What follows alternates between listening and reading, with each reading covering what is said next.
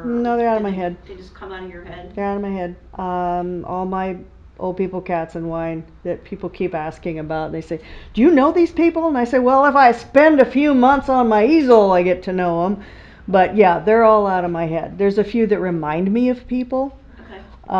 When I do my professional portraits, then yeah, I'm using photography and life and things like that. But these people are just all out of here, and it takes a wacko to paint one. So So do they develop personalities for you as you're working on them? yeah, yeah, Okay. they do. Some of them have started out to be kind of snarky looking, and I said, nah, I don't want them to be that way. I want them to have a little more of a fun personality. And so I work it until they get that smirk or that grin that makes it work. I'm tired of seeing old people portrayed as grumpy old, Yes. grumpier old men. And so I want to show that when you get into your golden years, you can still have a good time. And so that's kind of the way I do it. And I throw wine in there because I happen to like it. And I throw Speaking cats in there because we have a never-ending supply of entertainment and subjects, but most of them are out of my head too. I have a couple of them that are ours that found their way into the paintings, but Okay. um, for the most part, they're just kind of out of my head too. Your cats are my well, actually, your chickens are my favorite thing that you paint. That's So my new stuff. I I love decided the I'm going to do chickens. some barnyard things. Yeah. And, chickens are all the rage right now. Everybody's got a couple of, chickies in their backyard. And we live in kind of a semi-rural area. And we hear them down the street, announcing not just time to get up. No, they talk all day long. So, yeah, a lot of people have chickens. So I thought, well, let's do something that people are really involved in now. So that's what I'm doing. Yeah, the chickens are really fun, Yeah, and so are the cats and the people, and it's all very fun. and octopi. Yes. I And started doing some marine stuff, and that's kind of fun. And recently, I was surprised with the piece that's hanging over here. Actually, that I wish we could get on camera. It's very different from everything else that you do. That's It's my a dark lot side. darker. You want to talk about that? Actually, originally I started doing that for a Halloween party. Glenn and I have had Halloween parties almost every year since we moved here from New York, and we just had our 10th annual. I think we skipped a couple of years. But I actually did that for our Halloween party to hang on the wall. And I liked it so much that Glenn photographs artists' artwork. And he does a very good job. And since this is kind of a little bit of 3D to it, it's very difficult to capture if you're going to reproduce it.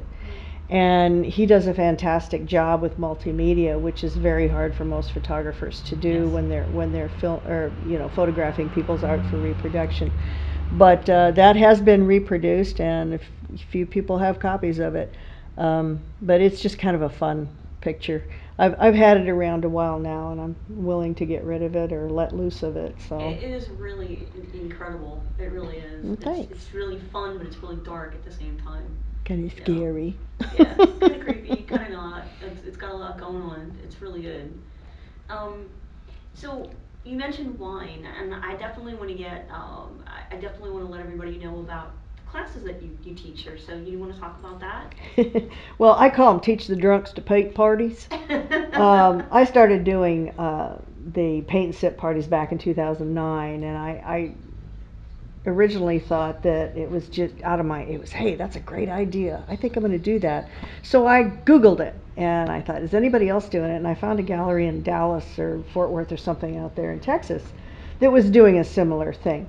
So we started it when we were over in Bremerton, and we're doing it for some of the shipyard people because the guys like it just as much as the women, and we all have a good time. Well, when I got involved in having in the galleries where we had, at a given time we had 25 to 32 artists in each gallery, I got a little busy, and I kind of took over more than I really wanted to take, and then I ended up chairman of the art walk committee in 2014. And it's like I was up until 2, 3 o'clock in the morning, and this is not working. And so I basically mentioned to a few people that I didn't have time to do it, and I would have liked to. Well, now it's very, very popular, and it's all over the place. Um, I only usually do the paint and sip. We call them purr and paint because His Highness here comes along usually, especially if it's in, here in the gallery and things like that. I probably won't take him to homes, but I do private parties. A lot of people have, things like dogs and stuff that Oh, right, yeah. he used to love dogs. Allergies, things like that. Yeah, and Yeah. allergies Yeah. and things. I prefer to go to places like elder care facilities because Nice. my work portrays people, who are older enjoying their life. Mhm. And I love the older folks. Before I got into scheduling, I was in ophthalmology for about 9 years. And I was a private scrub for a doctor, and I used to love teasing the old folks. And now I are one, and so I still enjoy, working with them. Fantastic. And before we leave the subject of the paint and sip, so what's your pricing for those classes? Oh, right now I'm charging around $40. And when are you holding those and classes? and we're doing it once a month, and it's usually on a Tuesday night.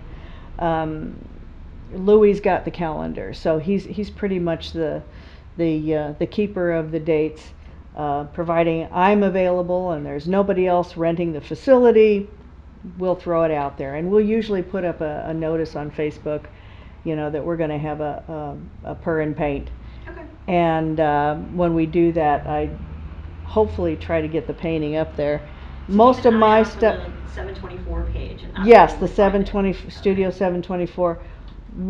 I don't get mine off the internet. I make mine up in my head too, and Okay. I figure that if I can paint it in 2 hours, I can teach it in three. And so all of mine are originals. They're not copied off of somebody else's paint and Oh, sip. So, nice. So when yeah. you walk away from one of your classes, you're going to get something that someone else doesn't already have. Right, So right. that's fantastic. Unless you're in the class with everybody else. Right, Those people exactly. will have it. Yeah. And yeah. So, and also if it's a family member, we try to do something a little different to pump it up a little bit so where they can put both of their pictures on the wall, and they don't look like copies of the same thing. Exactly the same I like thing. people to think, it's kind of like Bob Ross did, it's your world. I don't want people to do exactly what I'm doing, step by step. I encourage them to reach out and try and do their own thing so that everybody's a little, I don't know, everyone's is a little more original. Fantastic.